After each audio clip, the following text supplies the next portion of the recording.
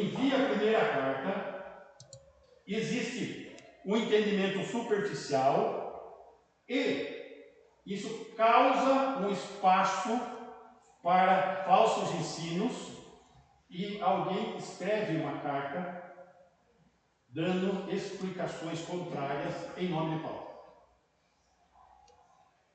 Aí a razão de ser escrita essa carta. Agora nós precisamos entender a sequência dos fatos que faz a transição da primeira carta para a segunda carta. Capítulo 5 de 1 Tessalonicenses, versículo 1 e 2.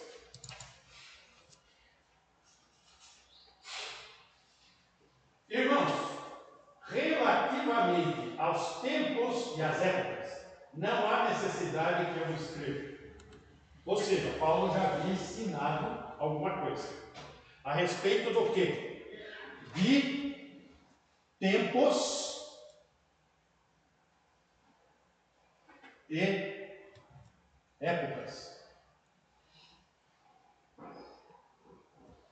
E ele vai ter que voltar nesse assunto, que estava sendo distorcido. Tá? Versículo 2. Pois vós mesmos estáis inteirados com precisão de que o dia do Senhor vem como ladrão de noite. Essas eram as informações que ele tinha ensinado quando estava lá e que ele informou também na primeira carta.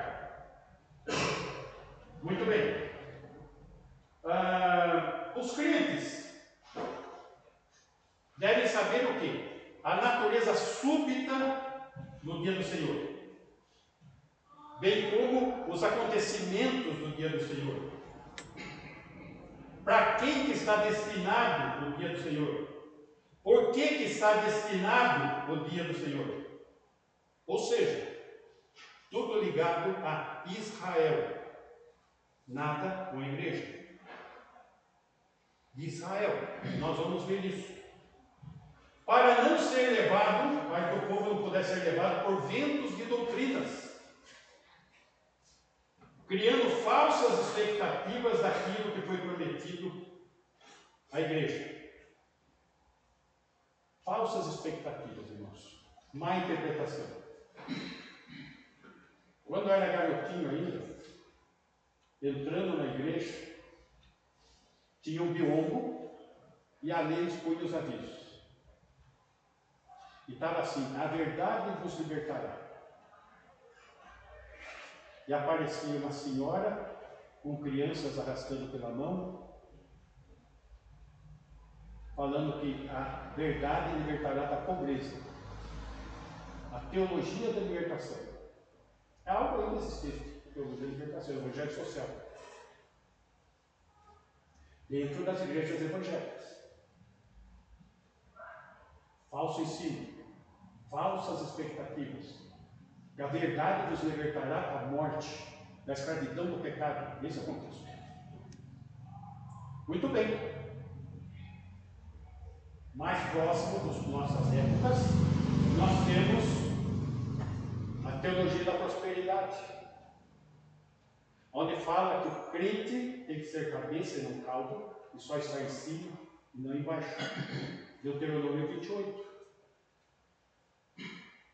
Pacto palestínico com a nação de Israel. Lembrando que Deuteronômio está na Torá judaica. E que a igreja só vem existir em Atos 2 e Pentecostes. Falso ensino de novo. Então precisamos discernir tempos e épocas para que possamos entender de fato o que está sendo ensinado. Versículo 3. Quando andarem dizendo paz e segurança, eis que lhe sobrevirá repentina destruição, como vêm as dores de parto, a que está para dar à luz, e de nenhum modo escaparão. Como vimos na primeira carta, a respeito do arrebatamento, e o arrebatamento é uma esperança que consola os crentes da igreja.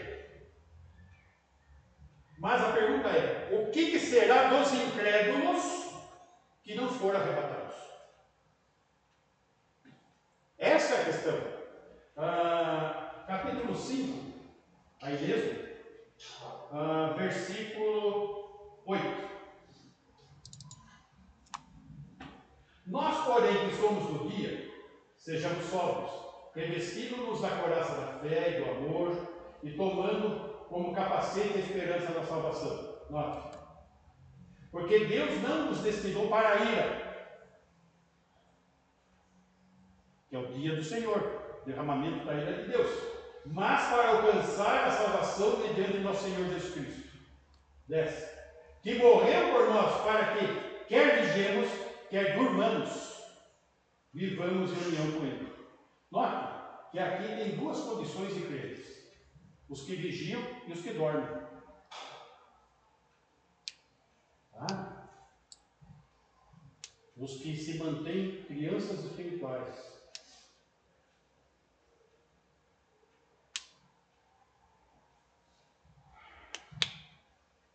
Mas, o que estava ocorrendo lá em Tessalonicenses?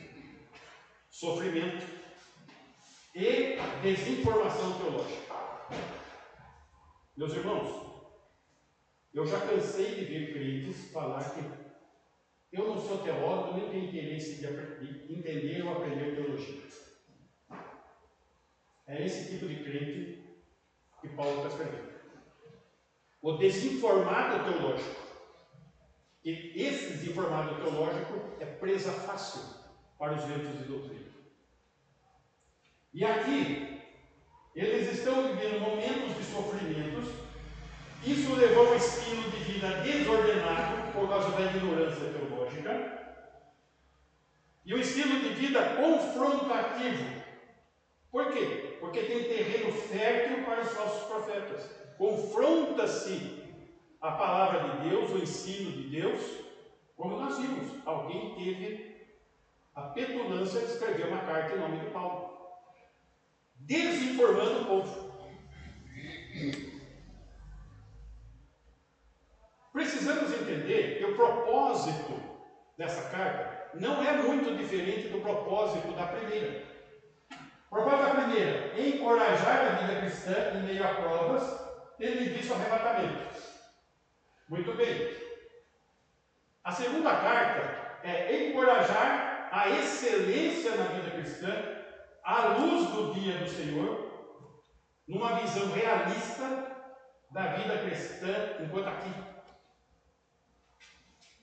Para isso, nós precisamos entender, para discernir o ensinamento, os tempos e as épocas. Gente, eu estou dando uma introdução na carta. E se nós não entendermos os tempos e as épocas, nós não vamos entender o ensino de Paulo. Então, eu peguei os tempos e as épocas desde o seu início.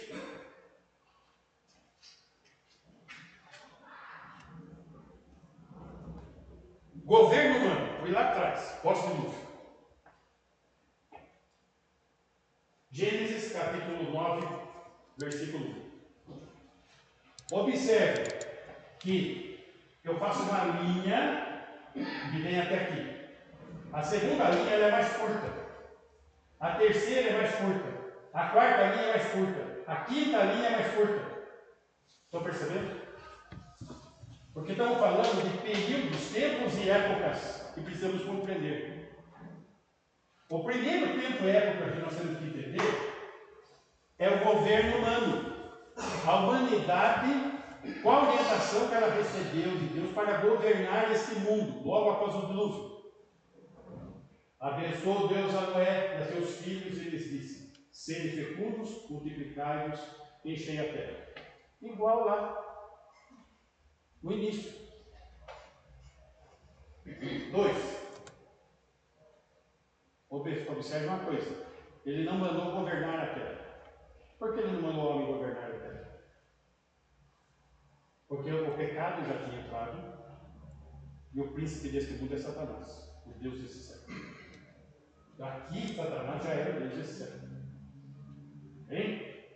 Pavor e medo de vós virão sobre todos os animais da terra e sobre todas as aves dos céus, tudo que se move sobre a terra e todos os peixes do mar, nas vossas mãos serão entregues. Por que serão entregues? Para comer. Versículo 3. Tudo que se move e vive ser-vos-á para alimento, como vos dei a erva verde. Tudo vos agora. Quando que ele deu a erva verde? Quando Deus criou o homem, ele criou o homem herbívoro. Só que depois do dilúvio, ele fez do homem carnívoro, por isso tem canino na sua dentição, para comer carne. Então a carne faz parte da dieta que o Senhor nos deu.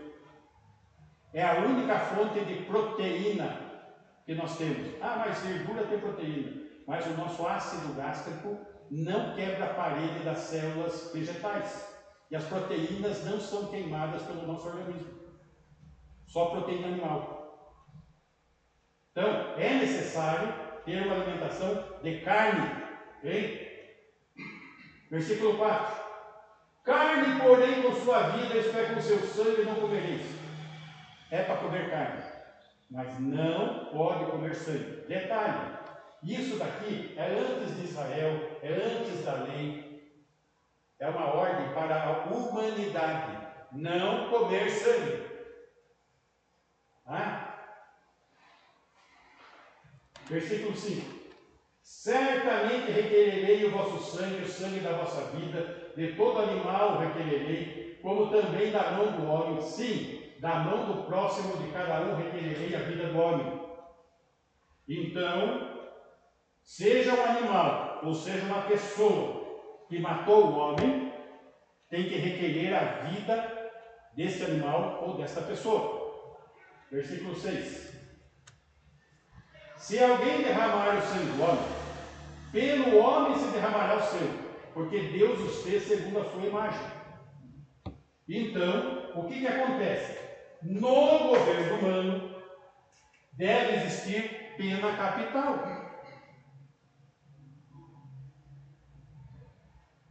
Agora, está aí a razão da bagunça que está esse mundo, porque o pessoal não obedece a essa regra. Tá? Essa aqui é o governo humano. São as ordens para a raça. E por que eu coloquei essa linha vindo até aqui? Reino milenar terreno. Porque aqui o governo deixa de ser humano.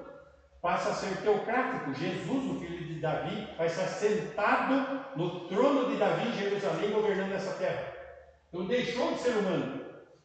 Passou a ser divino. Então, começa após o dilúvio e vem até o estabelecimento do reino. Ok? Tempos e épocas. Então nós estamos dentro de que período? Governo humano. Tá? Segunda linha, a linha da promessa. Deus cria promessas para Abraão. Gênesis capítulo 12, versículo 1. Ora, disse o Senhor a Abraão: sai da tua terra, da tua parentela, da casa de teu pai, e vai para a terra que te mostrarei. Vai para onde? Para a terra que ele irá mostrar. Primeira promessa que ele faz é terra. Gente, eu deixei um quadro fixo aqui, que se nós não entendemos esse quadro, ele não entende a Bíblia. Tá? Versículo 2. De ti farei uma grande nação. Olha, nação. Que nação? Israel. E te engrandecerei o nome, ser tu uma bênção. Versículo 3. Abençoarei os que te abençoarem, amaldiçoarei os que te amaldiçoarem. Em ti serão benditas todas as famílias da terra. Bênção. Note que aqui gera 3 outros pactos. Aliança palestínica, Deuteronômio 28 ao 30. Aliança davídica, aonde Jesus é colocado como filho de Davi. E a nova aliança. Tudo apontando para o quê? Para o reino milenar terreno. Então são feitas promessas. Capítulo 15, versículo 17. E sucedeu que, posto o sol, houve densas trevas, e eis que um fogareiro fumegante e uma tocha de fogo que passou entre aqueles pedaços. Note, Abraão está fazendo um pacto de sangue com o Senhor Jesus. Só que é um pacto incondicional, unilateral. Por quê? Porque Abraão não passou entre as metades do holocausto.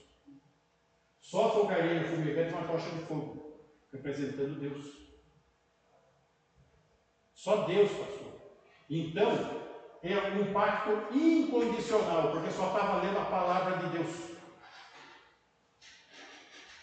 Agora, essa palavra de Deus, esse pacto de sangue, é para sustentar o quê? Versículo 18. Naquele mesmo dia fez o Senhor aliança com Abraão, dizendo: a tua descendência dei esta terra. Que terra? Desde o rio do Egito até o grande rio Eufrates, ou seja, a Palestina inteira. Note que o reino de Deus é geográfico, não é o coração do homem, é geográfico. Reino terreno messênico, está ali. Precisamos compreender os tempos e as épocas, cada uma desses fatores. Então, essa promessa vai se cumprir quando? No reino milenar terreno. Muito bem. Tempos dos gentios. Terceiro aspecto. Vamos lá. Lucas 21, 22. Porque esses dias são de vingança, para se cumprir tudo o que está escrito. Quais dias? Para se cumprir o quê? Tudo o que está escrito. Vamos entender então o que é que está escrito, o que é que está acontecendo. Versículo 24. Cairão a fio da espada e serão levados cativos para todas as nações. Quem? Israel. Israel caiu diante da espada? Caiu. Quando que começou? Primeiro império, babilônico. Segundo império, medo-persa. Terceiro império, grego. Quarto império, império romano. Tudo dominando Israel. Espalhando Israel para todas as nações, por isso que são espalhados até hoje. Tempos dos gentios.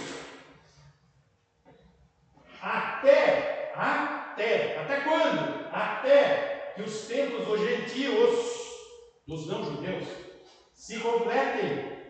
Jerusalém será pisada por eles. Então aqui está falando o tempo dos gentios, tomando posse de Jerusalém, e isso para que se cumpra as escrituras. Note, começa quando? Babilônia. E vai até quando? Segunda vinda.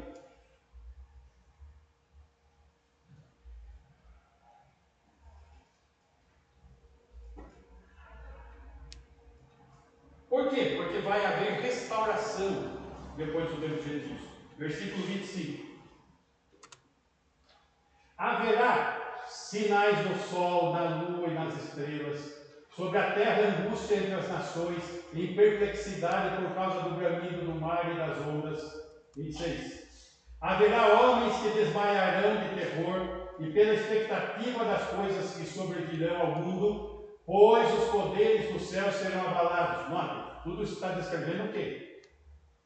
O que nós estudamos em Apocalipse, o que nós estudamos sobre o dia do Senhor. 27. Então se verá o Filho do Homem vindo numa nuvem com poder e grande glória. Para quê? Para estabelecer o reino. 28.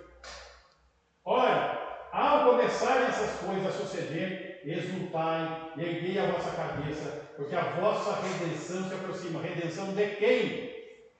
Israel. Então, note, precisamos compreender tempos e épocas. Governo humano, promessa, tempos dos gentios. Precisamos compreender a presente era. O que é a presente era? A presbitéria fica entre a primeira vinda e a segunda vinda de Cristo. Meus irmãos, é interessante. Quando eu dei a primeira carta aos Tessalonicenses, a observação de algumas pessoas que já ouviu tudo isso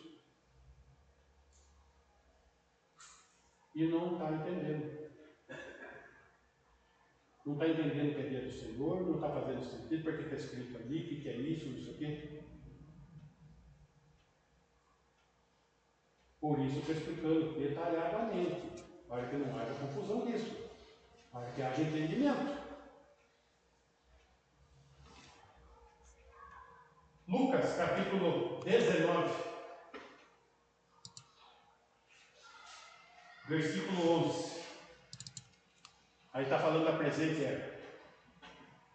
Ouvindo eles essas coisas, Jesus propôs uma parábola, visto estar perto de Jerusalém, e lhes parecer que o reino de Deus havia de manifestar-se imediatamente. Então, o que Lucas, Mateus, Marcos, Lucas, João, antes da cruz, período da lei, assunto Israel. Não tem nada de igreja aqui. Existe igreja aqui.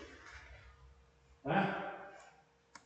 Que reino, que reino de Deus que ele está falando? Desse aqui. É agora que é o momento. Você pergunta se é agora. Está entendendo? Agora Jesus vai explicar. 12.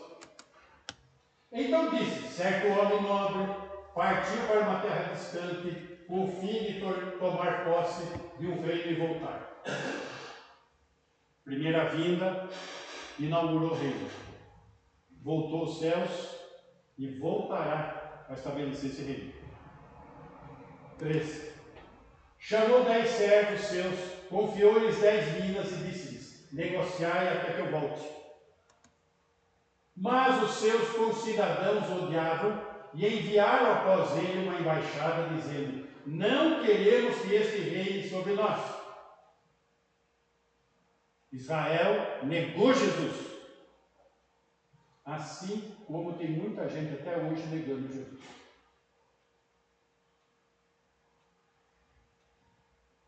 E isso vai aumentar, isso vai ficar mais confuso e acelerado agora, porque agora estamos na era do computador, né? Agora é rápido.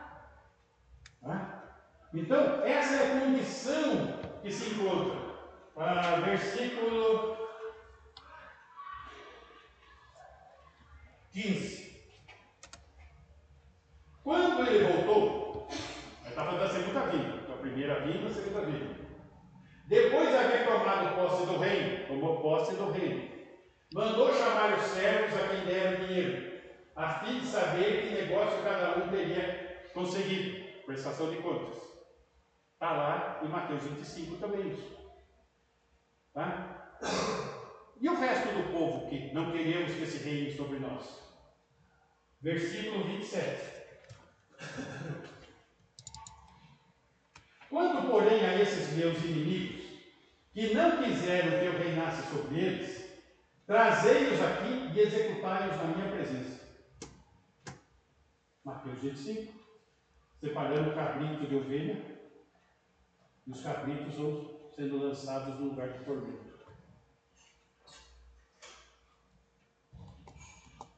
Isso aqui, presbitério, precisamos discernir tempos e épocas. Muito bem.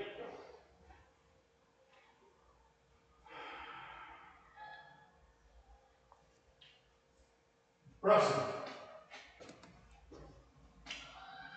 O mistério. Efésios, capítulo 3, versículo 2.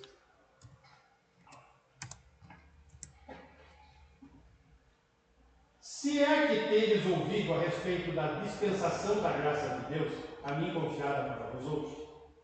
Gente, se é que tendes ouvido a respeito do quê? A dispensação da graça, que é o mistério. Da superabundante graça de Deus. Que é a igreja. E o pessoal fala que não existe dispensação da igreja. Aí, dispensação da igreja, da graça. Versículo 3. Pois, segundo uma revelação me foi dada a conhecer, o mistério. Que mistério? Conforme escrevi há pouco, resumidamente. Verso 4. Pelo que, quando ledes, podeis compreender o meu discernimento do quê? Do mistério de Cristo. Que mistério? O qual, em outras gerações, não foi dado a conhecer aos filhos dos homens, como agora foi revelado a seus santos apóstolos e profetas do Espírito. Que mistério? A igreja. Não existe nenhum relato, nenhuma profecia, nada, existe zero no Antigo Testamento da igreja. Só que quando a gente entra nesse aparelhinho e esses dias eu estava olhando os cristãos de antigamente, colocando lá atrás, no tempo do Antigo Testamento, e os cristãos de hoje. É absurdo, gente. Não tinha questão no Antigo Testamento. Não existia igreja no Antigo Testamento. Era mistério.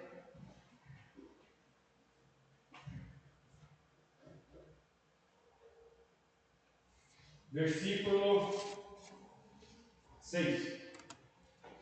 A saber que os gentios, os não-judeus, são co-herdeiros, membros do mesmo corpo, o corpo de Cristo, e co-participantes da promessa de Cristo, não da promessa de Abraão lá atrás, por meio do Evangelho. O Evangelho é a salvação em Jesus.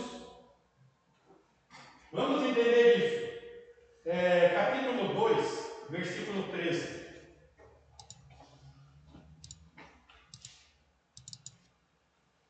Mas agora em Cristo Jesus, vós que antes estáveis longe, os gentios, fosseis aproximados pelo sangue de Cristo.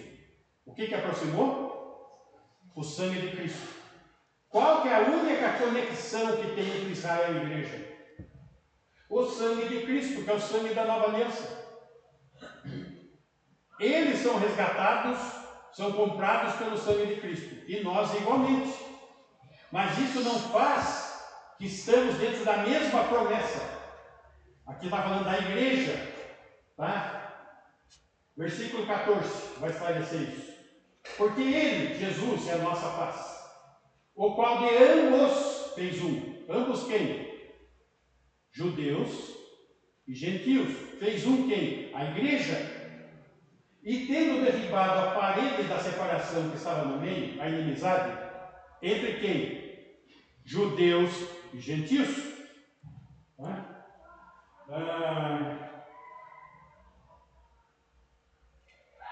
Seguindo. Aboliu na sua carne, na crucificação, a lei dos mandamentos na forma de ordenanças, o fim da lei é Cristo, para que dos dois, judeus e gentios, criasse em si mesmo um novo homem, fazendo a paz. Quem é o novo homem? O crente, membro do corpo de Cristo, o mistério que não foi revelado no Antigo Testamento. 16. E reconciliasse ambos, judeus e gentios, em um só corpo com Deus, a igreja, por intermédio da cruz, destruindo por ela a inimizade entre judeus e gentios. 17. E vindo, evangelizou paz a vós outros, que estáveis longe, gentios, e paz também aos que estavam perto, judeus. 18. Porque por ele, por Jesus, ambos, judeus e gentios, temos acesso ao Pai e o Espírito. Esse é o mistério. Temos que discernir tempos e épocas. Capítulo 3, versículo 9. E manifestar qual seja a dispensação do mistério, dispensação da igreja, dispensação do mistério, desde os séculos oculto em Deus, que criou todas as coisas. Era mistério, estava oculto. 10. Para que pela igreja, olha aí, a multiforme sabedoria de Deus se torne conhecida agora dos principados e potestades nos lugares celestiais. Ou seja, todo mundo espiritual agora vai visualizar a obra de Cristo, revelando o mistério oculto desde os tempos antigos. Discernimento de tempos e épocas.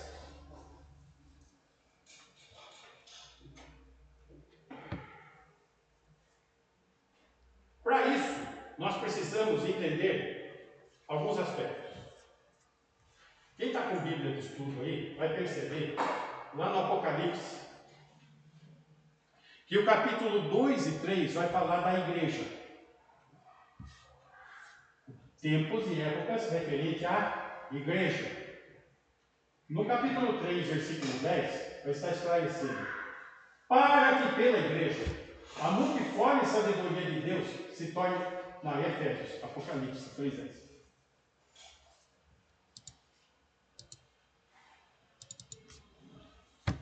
Porque guardaste a palavra da minha perseverança, também eu te guardarei da hora da provação que há de vir sobre o mundo inteiro, a tribulação, para experimentar os que habitam sobre a terra, os que não foram arrebatados. Qual que é a nossa esperança? O arrebatamento. E o que vai acontecer com os que não foram arrebatados? Tribulação. Provação que há de vir sobre o mundo inteiro para experimentar os que habitam sobre a terra. Aqui não dá para a gente perceber no português, mas da provação, só a preposição da é a partícula ex do grego, quer dizer, para fora. A igreja vai ser tirada para fora da tribulação que há de vir sobre o mundo inteiro.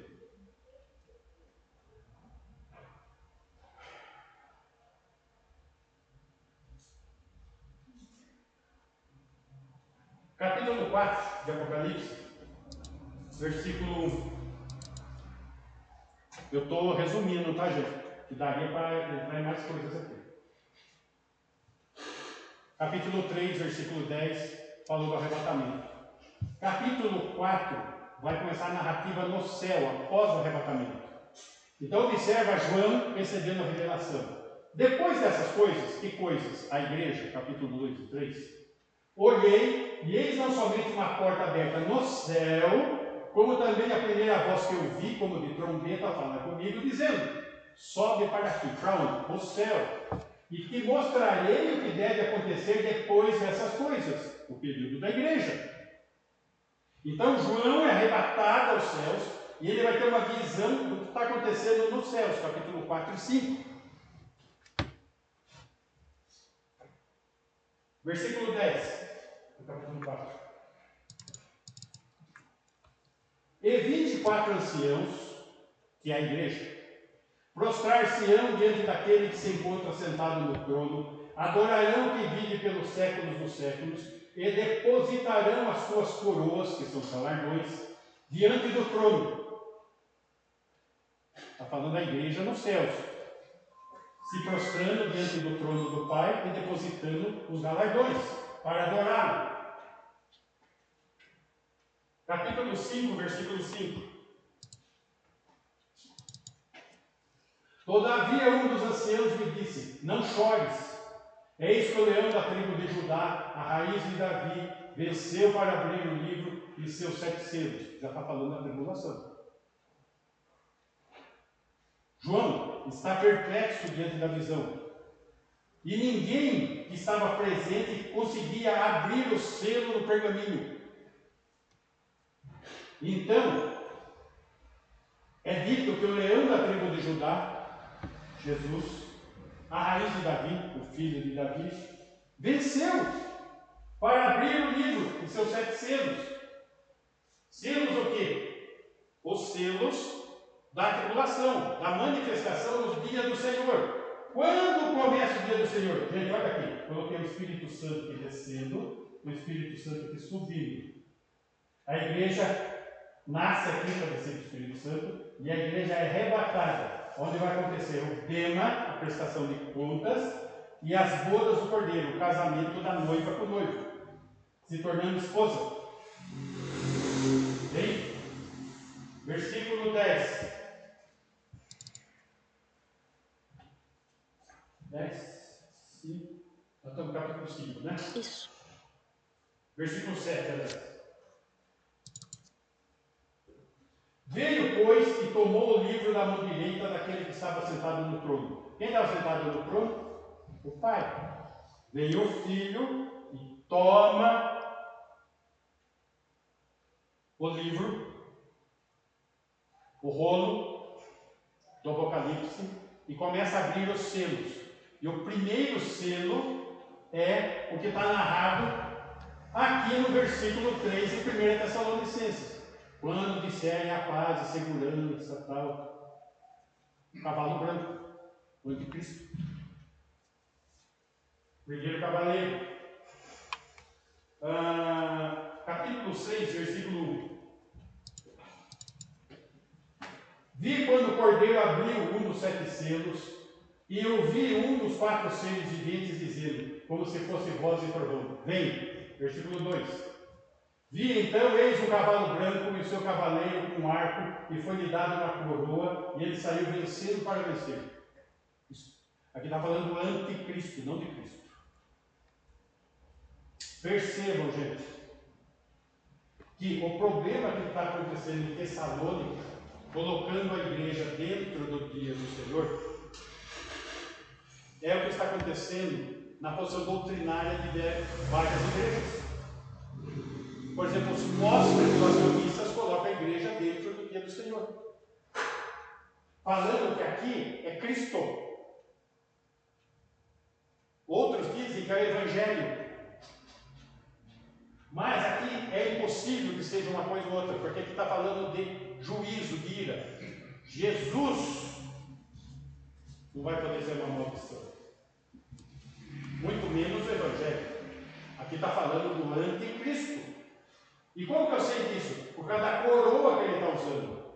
A palavra coroa é Stéfanos, coroa de louro, e não diadema, coroa de glória, como está no capítulo 19 de Apocalipse.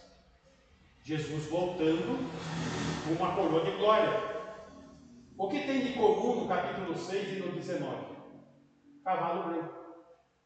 Só. E nem mesmo é o mesmo cavalo.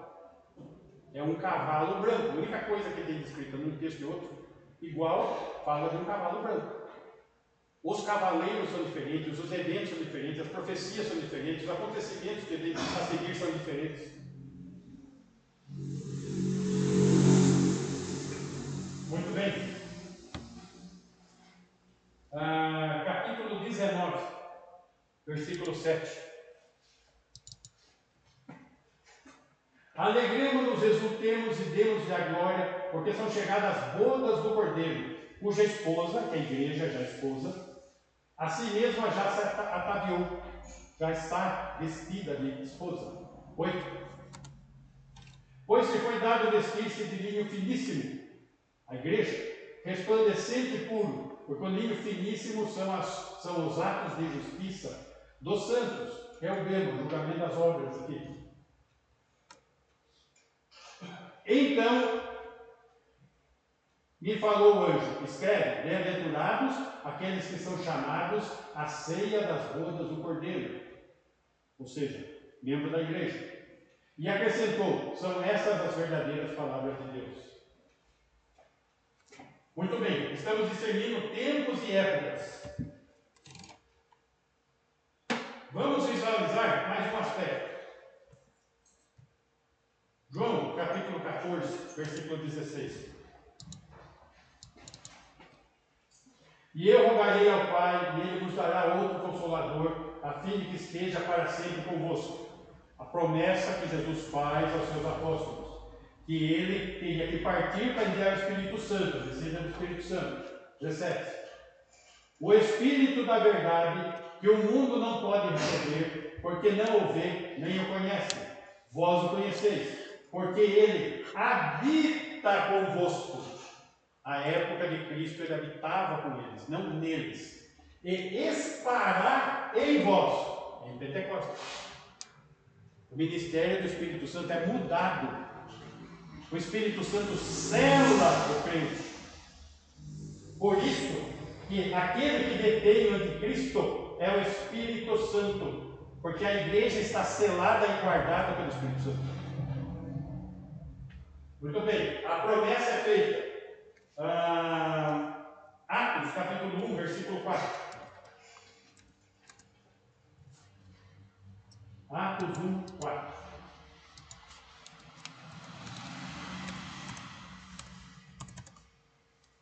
E comendo com eles, Jesus já ressuscitou, apareceu a eles lá em Jerusalém, determinou-lhes que não se ausentassem de Jerusalém, mas que esperassem a promessa do Pai, a qual disse ele de mim ouviste. Em João que acabamos de ler. 5.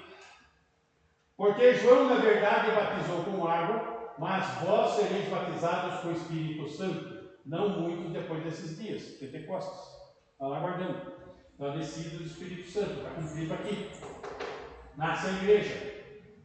Capítulo 2, versículo 3.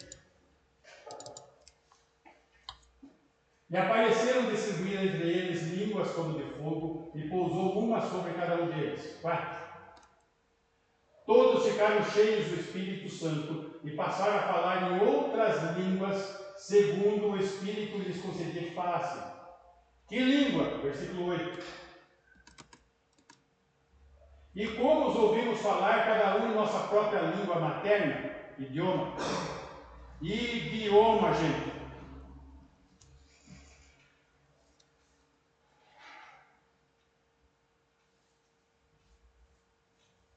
Efésios, capítulo 1, versículo 13.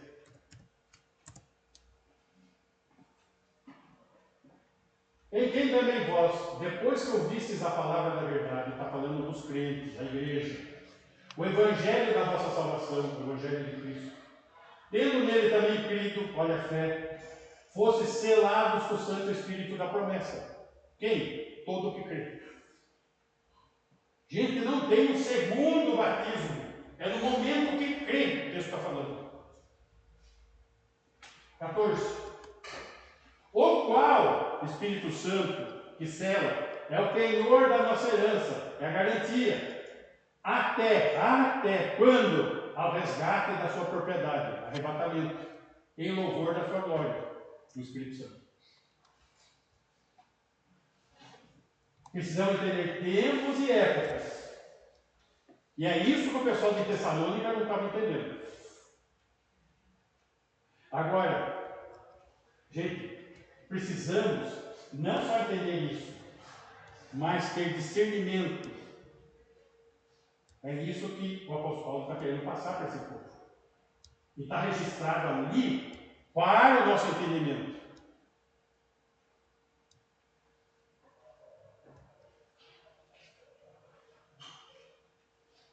Isaías, capítulo 3, versículo 9. Estamos encerrando. 13, 9. Eis que vem o dia do Senhor, dia cruel, com ira e ardente furor, para converter a terra em assolação e dela destruir os pecadores. Olha aí. 10. Porque as estrelas e as constelações dos céus não darão a sua luz. O sol logo ao nascer se escurecerá, e a lua não fará resplandecer a sua luz. Quando? No dia do Senhor. Gente, eu estou cansado de ver nessa internet, e aí um comentário de muito crente, que nós estamos no dia do Senhor, e que todos esses sinais que estão acontecendo são sinais, e muito pastor falando uma coisa dessa quando a Bíblia fala outra. E é isso, essa é a razão do porquê 2 Tessalonicenses está escrito. E aqui eu só fiz o pano de fundo, nós vamos entrar nos detalhes. Então, choveu pedra, deu furacão, deu maremoto não sei aonde, olha só, o sol ficou vermelho. Gente, para com isso. Para. E isso só vai acontecer na tribulação, depois do arrebatamento. E essa confusão que estava lá em Tessalônica, que Paulo está esclarecendo na segunda carta. Ok? Vamos estar atentos aos planos de Deus, à sua soberania, ao exercício do seu poder sobre esse mundo e sobre as nossas vidas. Amém? Vamos ficar em pé, vamos orar? Eu passo pertinho lá em Lucas 31, 34, 37, que veio Em que capítulo? é Lucas 31. Aí aqui no capítulo. Não, Lucas 31. Não, de qual capítulo? Depois 34, 37. 34, 37. Lucas capítulo 31. Não tem. Então 24. Será que é 21? É 24. Não é 11, então, que fala sobre a prosperidade, prospera, seja a prosperidade como prospera a sua alma. Talvez eu vou subir para trazer. Me perdi, mas. Você me passa depois. Não, tá bom. Tá bom? Ok. João, você pode fazer a sua oração? Senhor Deus, nós te agradecemos, Senhor, porque mesmo sem nós merecermos, nós somos pequenos pecadores, mas o Senhor nos permitiu que estivéssemos aqui, Senhor, para aprender, Senhor, de Ti, para ter conhecimento, Senhor, da Tua palavra, para que nós possamos saber, Senhor, tudo aquilo que o Senhor quer dizer, para que nós possamos estar preparados, Senhor, para o dia mau, porque nós precisamos, Senhor, ter conhecimento da Tua palavra, para que não possamos ser enganados. Assim, Deus, nós te agradecemos e te glorificamos, Pai, pedimos, Pai, para que o Senhor cuide de cada um de nós, abençoa, Senhor, cada um dos nossos familiares, Senhor, aonde eles estiverem, o Senhor sabe aonde está cada um deles. Assim nós te agradecemos e te glorificamos, Pai. No nome do Senhor Jesus. Amém. Amém. Que o amor de Deus, o Pai, amor manifesto na entrega de seu Filho, o Senhor Jesus, que tem derramado superabundante graça sobre as nossas vidas a cada dia, e tem se feito presente em nós, na pessoa de Deus e do Espírito Santo, a nos ensinar, nos consolar e nos guardar até o dia do nosso encontro. Que assim seja da tua igreja hoje e sempre. Amém. Amém. Bem, irmãos,